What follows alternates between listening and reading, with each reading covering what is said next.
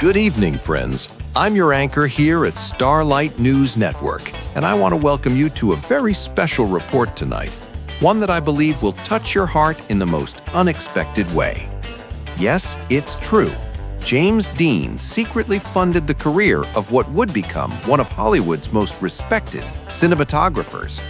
Before his tragic death in 1955, the young rebel of the silver screen made an anonymous gift that changed the course of one young man's entire life.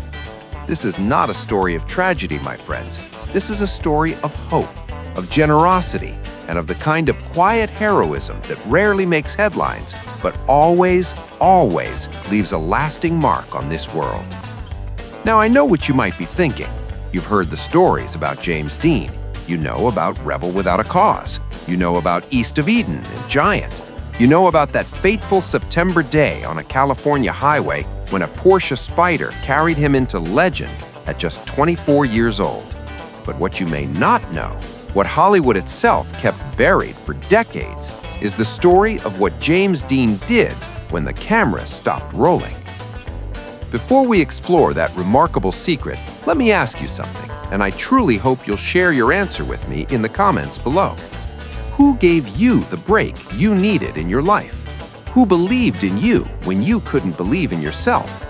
Keep that person in your heart as we journey through this story together. You see, the James Dean we thought we knew was only half the picture. Yes, he was the moody, intense method actor who revolutionized performance on the screen. Yes, he was the embodiment of youthful rebellion, the young man who seemed to carry the weight of a generation's restless spirit on his leather-jacketed shoulders. But there was another James Dean, a quieter one, a kinder one, who watched the world not with cynicism, but with a deep and abiding empathy for those struggling in its shadows. On every film set, there are stars, and there are hundreds of people whose names never appear in credits. James Dean saw them all. While other actors retreated to their trailers between takes, Dean would walk the lot, observing, listening, connecting. He'd share coffee with electricians. He'd sit on apple crates and talk philosophy with prop masters. He'd watch the youngest members of the crew, the cable pullers, the equipment carriers, the assistants who earned barely enough to eat, and something in his eyes would soften. He had this way of looking at you, one crew member later recalled, like he could see exactly where you came from and exactly where you wanted to go. It was almost unsettling, but in the best possible way. He made you feel seen. That ability to see, truly see, another human being's potential would become the foundation of one of Hollywood's most beautiful and least known acts of generosity.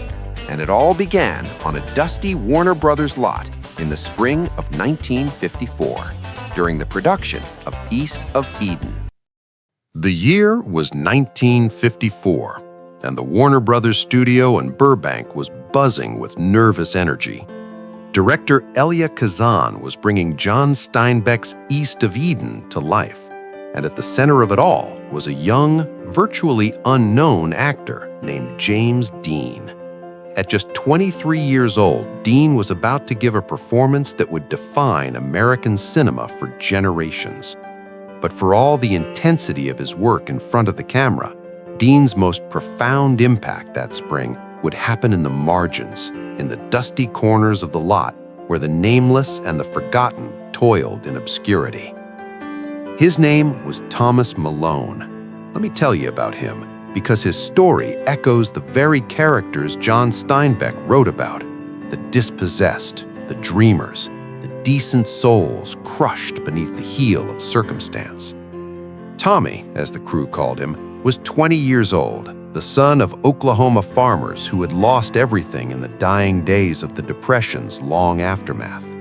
His father had worked himself into an early grave, and his mother took in laundry just to keep food on the table. There was no money for dreams in the Malone household. There was barely money for survival. But Tommy had a gift. From the time he was a small boy, he was captivated by the magic of moving pictures. He'd sneak into the local theater through a side door and sit in the darkness, watching the light dance on the screen, studying how shadows fell across faces, how a single beam of light could tell an entire story. He taught himself photography from library books.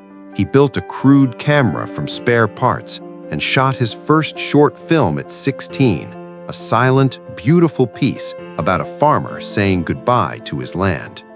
By the time he arrived at Warner Brothers, Tommy Malone had hitchhiked halfway across America to reach Hollywood. He took any job he could get, sweeping stages, carrying cables, fetching coffee for assistant directors who barely acknowledged his existence. He slept in his car when he had one, and on benches when he didn't. His clothes were worn thin, his shoes had holes. But every spare moment, he would watch the cinematographers work, memorizing their techniques, dreaming of the day when he might stand behind the camera himself. It was Kazan who first noticed Dean noticing Tommy. Jimmy would finish a scene, Kazan later remembered in a private letter, and instead of going to his dressing room, he'd wander over to where the equipment was being set up for the next shot. I'd see him watching that skinny kid, Tommy, with this intensity, like he recognized something. What Dean recognized, of course, was himself. Before Hollywood, before the actor's studio, before the legend began, James Dean had been just another struggling kid from Indiana, desperate to prove that his life could mean something. He remembered the hunger. He remembered the cold nights. He remembered the way people looked through you when you were nobody. Tommy Malone was nobody, but Dean could see, with that extraordinary perception that made him such a powerful actor, that Tommy Malone had the potential to be somebody remarkable. Their first real conversation happened on a Thursday afternoon. Tommy was struggling to carry a heavy lighting rig across the lot when he stumbled, nearly dropping the expensive equipment. He braced himself for the tongue lashing that would surely follow. Crew members had been fired for less. Instead, a quiet voice said, "Need a hand?" Tommy looked up to see James Dean, the star of the picture, the man everyone was talking about, reaching down to help him lift the rig. I've got it, Mr. Dean. Thank you." "Call me Jimmy." Dean helped steady the equipment, then fell into step beside Tommy. "You watch the camera setup every chance you get, I've noticed." Tommy's face flushed. "I'm sorry. I know I should be focused on my work." "Don't apologize." Dean's voice was soft but firm. "What draws you to it?" And in that moment, standing on a dusty studio lot with the California sun beating down, Thomas Malone told James Dean about his father's fields, about the library books, about the camera he'd built from nothing, about his dream to one day tell stories through light and shadow. Dean listened. He didn't interrupt. He didn't offer easy platitudes. He just listened, and when Tommy finished, Dean reached out and put a hand on his shoulder. "You've got the eye," Dean said simply. "Don't let anyone tell you different." Over the following weeks, as production continued, Dean sought out Tommy again and again. He'd ask questions about cinematography, about Tommy's theories on light and composition. He'd bring him sandwiches from the catering table, knowing the young man often went without meals. And all the while, Dean was watching, assessing, forming a plan. Now, friends, we come to the heart of our story, the moment when James Dean moved from observation to action, from empathy to intervention. And what makes this act so remarkable is its profound humility. Dean wanted no credit, he wanted no recognition, he wanted only to see a worthy young soul set free from the chains of poverty. It was the final week of principal photography on East of Eden when Dean approached one of his oldest and most trusted friends, a lawyer named Marcus Whitfield, who had helped manage Dean's modest but growing finances since his early days in New York. The meeting happened in a quiet corner of a small diner off Sunset Boulevard, away from the prying eyes of studio executives and gossip columnists. What was said between the two men remained secret for decades, pieced together only from Whitfield's private journals and letters discovered after his own death in 1997. Jimmy came in looking more serious than I'd ever seen him, Whitfield wrote. He ordered coffee, black, and he sat there for a long moment before he spoke. Then he said something I'll never forget. There's a kid on the set, name's Tommy Malone. He's got more talent in his little finger than half the people in this town. But he's broke, Marcus. He's so broke, he's sleeping in doorways, and I want to do something about it. What Dean proposed was nothing less than a complete transformation of Tommy Malone's circumstances. He wanted to pay, anonymously and entirely, for Tommy's tuition at the prestigious USC School of Cinematic Arts. But that wasn't all. Dean knew that tuition alone wouldn't be enough. He wanted to cover Tommy's living expenses as well. Rent, food, books, equipment, everything the young man would need to focus entirely on his studies and emerge 4 years later as a trained, skilled professional. The cost was substantial. In 1954 dollars, the total commitment amounted to nearly $15,000, the equivalent of well over $150,000 today. It was the vast majority of Dean's liquid savings at the time. He was himself just beginning to earn real money in Hollywood, and this gift would leave him with almost nothing in reserve. Whitfield tried to counsel patience. Jimmy, you're just starting out. You've got a long career ahead of you. Why don't you wait until you're more established? Dean's response, according to Whitfield's journal, was delivered with the quiet intensity that marked all his greatest performances. I might not have more time, Marcus. None of us know how much time we have. What I know is this. Right now, I have enough to change this kid's life. And if I don't do it now, maybe I never will. The arrangement was elaborate and designed for complete anonymity. Whitfield would establish a trust through which all payments would be made. Tommy would receive a letter informing him of a scholarship fund for aspiring filmmakers, supposedly administered by an anonymous consortium of Hollywood benefactors. There would be no traceable connection to James Dean whatsoever. But Dean added one personal touch, the only hint of the donor's identity that Tommy would ever receive. Along with the formal scholarship letter, Tommy would find a second envelope containing a handwritten note on plain paper. The note read, "Use the gift well. Work harder than you've ever worked. Learn everything they have to teach you. And never, never lose the rebel in your heart. The world needs people who see differently. You are one of them." The note was unsigned. Tommy Malone received the letters on a warm September evening in 1954. He was living in a rented room the size of a closet, eating canned beans for dinner, having just been laid off from the studio as East of Eden wrapped post-production. He had been trying to figure out how to survive another month in Los Angeles when the envelopes arrived. According to those who knew him later, Tommy wept for an hour. He didn't understand. He couldn't comprehend why anyone would do such a thing for him. But he made a vow that night. Whoever had shown him this extraordinary kindness, he would spend the rest of his life proving worthy of their faith. Less than 2 weeks later, Thomas Malone enrolled at USC, beginning the journey that would lead him to one of the most respected careers in Hollywood cinematography. And less than a year after that, on September 30th, 1955, James Dean was killed in a car accident on a California highway. He was 24 years old. He never saw what his gift would become.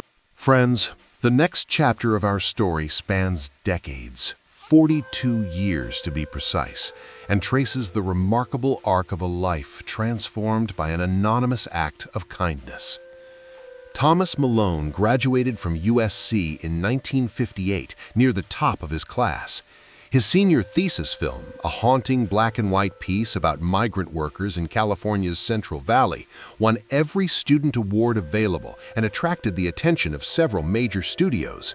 His first professional job came quickly, assistant cinematographer on a modest Western for Paramount. Within 3 years, he was shooting second unit for established directors.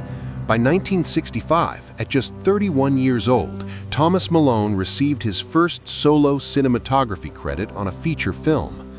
What followed was a career that touched nearly every corner of American cinema. Tommy, though he was Tom by then, or even Mr. Malone to younger crew members, became known for his extraordinary sensitivity to natural light, his ability to find beauty in ordinary faces, and his insistence on treating every person on set, from the stars to the assistants, with dignity and respect. "I never forgot where I came from," he said in a 1980 interview. "I never forgot what it meant to be invisible. And I made a promise to myself that as long as I was on a set, no one would be invisible to me." He shot 23 feature films across 4 decades. He earned 3 Academy Award nominations. He trained and mentored more than 50 young cinematographers who went on to distinguished careers of their own. When he finally retired in 1992, the American Society of Cinematographers honored him with a Lifetime Achievement Award, and the ceremony was attended by some of the most legendary figures in Hollywood history. Throughout it all, Tom Malone carried the mysterious handwritten note with him. He kept it folded in his wallet, the paper growing worn and soft with age, the ink fading but still legible. "Never lose the rebel in your heart." He never discovered who had sent it. He spent years trying to identify his benefactor. He traced the scholarship trust through layers of legal protection, but always reached dead ends. The identity of his guardian angel remained a mystery. Until 1996. Marcus Whitfield, James Dean's old lawyer and friend, passed away that year at the age of 87. His estate was modest, his possessions few, but among his papers was a sealed envelope with instructions that it be delivered to Thomas Malone upon Whitfield's death. Tom Malone, now 72 years old and living in quiet retirement in Santa Barbara, received the envelope on a December afternoon. His wife was with him when he opened it. Inside were 2 items: a letter from Marcus Whitfield and an original copy of the trust documents from 1954. The letter was brief. "Dear Mr. Malone," it read, "I have carried this secret for 42 years, as I was sworn to do. But the man who made me promise has been gone a long time now, and I believe he would want you to know the truth before I follow him. Your scholarship, your life's transformation, was the gift of James Dean. He saw in you something remarkable, and he spent nearly everything he had to give you the chance to prove him right. He never asked for a single thing in return. I hope, in reading this, you will understand how profoundly you were loved by someone who barely knew you. May you carry this knowledge with peace. With respect, Marcus Whitfield." Tom Malone's wife would later tell an interviewer that her husband sat in silence for nearly an hour, holding the letter, tears streaming down his weathered face. When he finally spoke, he said only one thing: "Jimmy. It was Jimmy all along." Friends, I want you to imagine what that moment must have felt like. For over 4 decades, Thomas Malone had built a life on the foundation of a stranger's kindness. He had wondered, sometimes daily, who his benefactor could have been. He had harbored a gratitude so vast it bordered on sacred, directed towards a faceless, nameless soul who had reached into his darkest hour and pulled him towards the light. And now, at 72 years old, he discovered that his guardian angel was a young man who had died at 24, a young man who had sat with him on dusty studio lots and asked about his dreams, a young man who had looked at him and said simply, "You've got the eye." James Dean had believed in Thomas Malone with his last savings and perhaps his last breaths of hope for this world, and he had never asked for a single thing in return. In the weeks that followed, Tom Malone gave a series of interviews about his discovery. In one, broadcast on a Los Angeles public television station, he looked directly into the camera and spoke directly to the spirit of his long-lost mentor. "Jimmy," he said, his voice trembling. "I don't know if you can hear me. I don't know how any of this works, but I want you to know that I tried. Every single day, I tried to be worthy of what you did. Every film I shot, I thought about you. Every young person I helped, I was passing on what you gave me. You saved my life, Jimmy. You didn't just give me a career, you gave me a life worth living. And I will thank you with every breath I have left." Thomas Malone passed away in 2003 at the age of 79. He was buried in Santa Barbara, and at his request, a simple inscription was added to his headstone beneath his name and dates. "The rebel lives on." And so, my dear friends, we come to the end of our journey tonight, though in many ways, this story has no end. The ripples of James Dean's secret generosity continue to spread through Hollywood and beyond, touching lives that neither he nor Thomas Malone could have imagined. Before his death, Tom Malone established a foundation in his own name dedicated to providing scholarships for young, underprivileged filmmakers. Over the past 2 decades, that foundation has helped more than 200 aspiring artists attend film schools across the country. Each scholarship letter contains a copy of the same words that changed Tom's life. Never lose the rebel in your heart. One of those scholarship recipients went on to direct an Academy Award-nominated documentary. Another became one of the most sought-after camera operators in television. A third is currently shooting her first feature film, a story, fittingly, about unsung heroes. The gift that James Dean gave in 1954 did not end with Thomas Malone. It multiplied, it echoed, it became a living legacy that grows stronger with each passing year. And that, friends, is the real story of James Dean. The story that no film biography has captured, the story that no magazine profile ever revealed. Beyond the leather jacket, beyond the smoldering eyes, beyond the tragic mythology of a life cut short, there was a young man with an enormous heart and an extraordinary capacity for seeing the potential in others.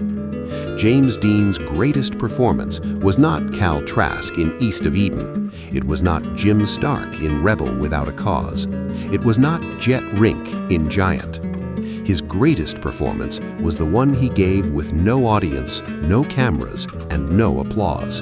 It was the role of secret mentor, silent benefactor, anonymous angel. It was the role of a human being who understood that the truest measure of a life is not what we achieve for ourselves, but what we make possible for others. In a world that often celebrates the loudest voices and the biggest spectacles, James Dean's quiet gift reminds us of a simpler truth. Sometimes the most powerful thing we can do is believe in someone who has no reason to believe in themselves. Thomas Malone was a stranger. He was a poor kid from Oklahoma with holes in his shoes and dreams too big for his circumstances. By every measure that Hollywood valued, he was invisible. But James Dean saw him. James Dean believed in him, and that belief changed everything. So, as we close this special report tonight, I want to return to the question I asked at the beginning.